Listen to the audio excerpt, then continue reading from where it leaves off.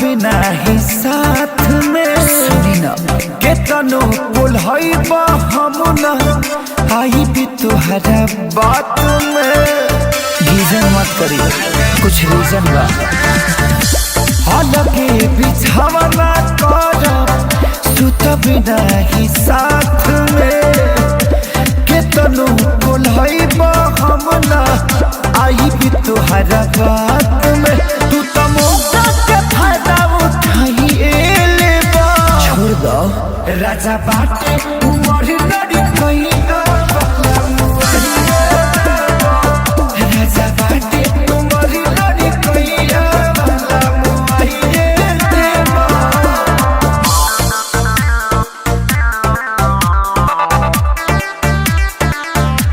Music by AB. Gupta.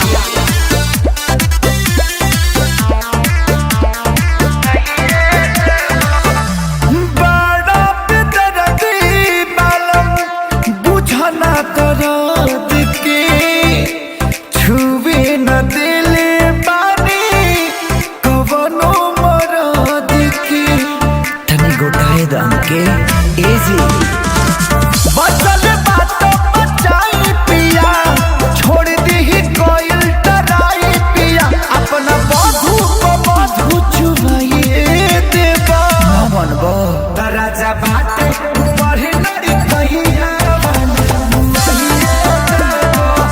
राजा बाटे उमर लड़ी कहिए वाला मुआइए देवा।